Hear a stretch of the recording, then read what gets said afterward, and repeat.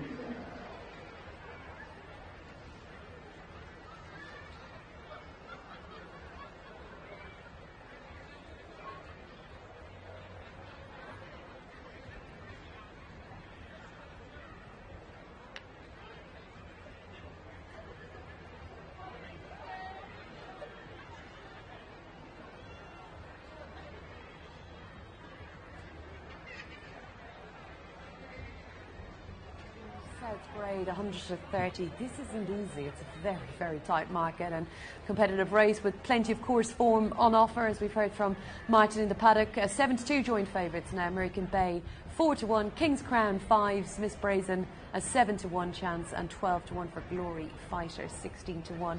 And bigger the rest. Right, Sam, where do we start? Well, this was definitely too hard for me to have a bet in, I must admit. I think there's 5 course winners. You know, I think the run of the race is obviously going to probably dictate which horse manages to win it. There looks loads of pace on. Parisiac, South Parade, Miss Brazen, Glory Fighter, probably 1 or 2 others which I haven't named. So probably a horse that just sits off those, is in good form. Could be King's Crown, who at least arrives in winning form. Has got course and distance form as well. The Dodds team struck with Langholm early on in the week, so they've got the sprinters in good heart. And he just looked to me the type that just might have the race run to suit him. Nice middle draw as well. Should be able to draft him behind the speed. I thought exactly the same. I think in a race that looks tricky, you've got the course form stacking up strongly with King's Crown. and 2 wins in the last 3 starts. He's just a really consistent performer this season, and at the prices, what, 5 to 1? Probably the way I'd go as well. Yeah, and those pictures that we saw of him, you know, he's a big bull of a horse, isn't he? He's taking his racing well, plenty of condition on him. The yard had a little bit of a slow, sluggish start to the campaign, but they're hitting form again now, and I would imagine that he ought to go really well here. American Bay looking to bounce back somewhat, but he did win a nice race at York, and we're going to see that actually. We're going to see Mini Magnan there, she in the paddock, tiny little thing. Equity Law was second in the race, and of course the winner on this occasion, American Bay. Yeah, fast ground again, you know, good fast ground at the track. See American Bay, you know, absolutely travelling like the rough have got him behind the speed here, and thankfully the gaps did materialise for him under the excellent Jason Hart, and he managed to find a passage through and nail Equity Law late on Your Dreams back in third, Birkenhead fourth. You know, these typical northern handicappers that we see so much of. You can see here he really does lengthen when he gets out and sees a bit of daylight. It's a good performance from him. Really good course and distance, and what happened after that is kind of the query with him, isn't it? Yeah, obviously up in trip to 6th the next time at Haydock, and had plenty of use made of him, which probably burnt him out a touch, and then obviously went to York for a 19-20 runner handicap, the jump jockey's Nunthorpe, so he acquitted himself quite well there really. He came from quite a way off the pace to get into mid-div, finished 7th, and thought it was a fair enough effort from him. The Midgley sprinters are going well as well, so he's another one in a very open race with a great chance. He'll be more comfortable in this grade, that is for sure, as we see Invincible Crown going down for Ruth Carr, another one who's really looking to turn things around. Yeah, the bit regressive, which is unusual for a Ruth Carr sprinter, but we'll find his level eventually. Tongue Tie goes on for the first time today.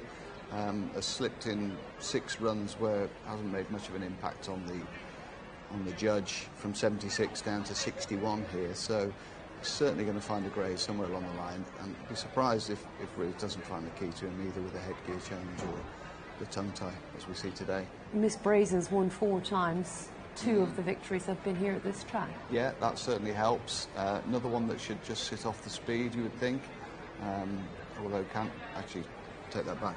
She races handily. She's another one that probably will go forward. She was a little bit exposed last time out at Musselburgh over the Fast 5 there.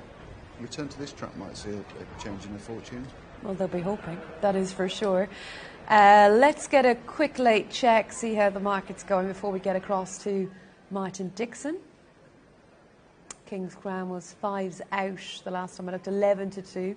Equity Law 100 to 30. American Bay solid 7 to 2. South Parade likewise, and not an awful lot for anything else in here. Final word goes to our man on course, Martin Dixon. Yeah, good race this, isn't it, for the grade? I think there's lots of them in form, lots of improvement at the track, and it sets up quite nicely as well with a good gallop on the cards. My preference was for American Bay, the top horse. I thought that clip that you saw of him winning when he beat Equity Law earlier in the season, I thought he did well that day. He hasn't had lots of racing over 5 furlongs through his career, and he's still in his first season with Paul Midgley, so I just wouldn't be surprised if at this game he still had a little bit of improvement in him, particularly given the stable that he's with, and the fact that they excel with the sprinters in particular. And I could see American Bay taking advantage of the dip back into 0 to 75 company. South Parade, who's been popular in the market, she's got Warren Fentiman back on board today for the first time in a few starts, so gets that £5 claim. And I think you can make excuses for her last 3 starts, which is probably why she's been popular in the betting. 2 of those runs have come around a bend. She's probably a better filly, South Parade, on a straight track. And then that penultimate outing was at Redcar, and it was in a much higher grade of handicap, 0 to 95 she was in that day, so she was probably just a little bit out of her depth, to be honest, in a 0 to 95 on that occasion, and she was still only beaten 2.5 lengths. So I think I wouldn't be inclined to judge South Parade too much on her runs around the bends at Chester and Chelmsford. It seems to hang when she races around a bend, so a track that she's won at here before. will play more to her strengths. But as I say, American Bay, my preference, 7-2 shot at the moment. Equity Law, the favourite. Well, he is weighted, strictly speaking, to beat American Bay on their meeting here earlier on in the season. But it's been a while between drinks, hasn't it, for Tim Easterby's runner. First season for the stable, used to be trained by Andrew Balding. He did look notably well in the paddock, Equity Law, but needs to put his head in front again. You're going to be backing him at fairly short odds. Miss Brazen, 11-2, has attracted a little bit of support. King's Crown is very consistent. We know what we're going to get with him. I think he'll be late on the scene. He probably needs them to go a bit quick. I think this is a better race than those that he's won the last twice. Whereas American Bay is dipping in class, I think, and South Parade also dropping in class a little bit. I think King's Crown is stepping up and taking on slightly better horses than what he's been in against before. American Bay just going into the stalls. I think there's speed on everywhere really here. Miss Brazen from 8, Parisiac from 1. South Parade and Glory Fighter usually race very prominently or lead as well themselves. So we've just got 3 more to go into the stalls. King's Crown, I'm sure he'll be professional going in. The amount of racing that he's had this year, he knows his job. There's just 2 to go.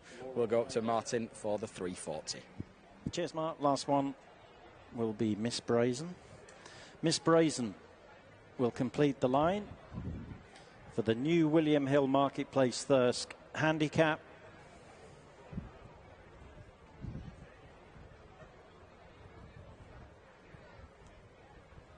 The gates are shut. And they're off. Over 5 furlongs, Parisiac went to shade left-handed coming out of the gate. South Parade jumped smartly, so did American Bay. Miss Brazen's also showing early dash along with Glory Fighter. Mini Magnus chasing the leaders along with Equity Law and Military Girl, Invincible Crown, King's Crown in the last pair with Parisiac. Miss Brazen nearest the stands rails, just in front as they approach halfway from South Parade, with American Bay and Glory Fighter holding every chance between them. The leading quartet are being chased by Equity Law stand side as they run down towards the final furlong. It's Miss Brazen, South Parade, either side of American Bay. Equity Law running on from Mini Magna. Glory Fighter dropping away. King's Crown is beginning to run on, but still with plenty to do as they race well inside the final furlong. Equity Law nearest the stands rails with American Bay. American Bay in the centre and Equity Law. It's tight with South Parade home in 3rd. King's Crown running on in front of Glory Fighter. Military Girl behind them.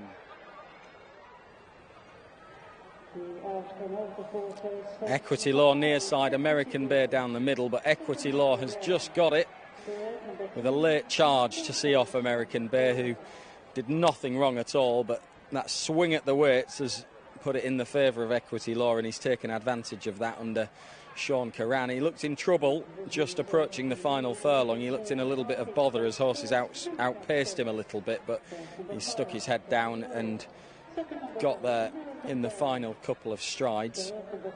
And it was those 2 horses that had met before here earlier on in the season that ended up coming to the fore. For a long way, South Parade, the well-backed filly, she swung along on the front end, didn't she? She travelled really well.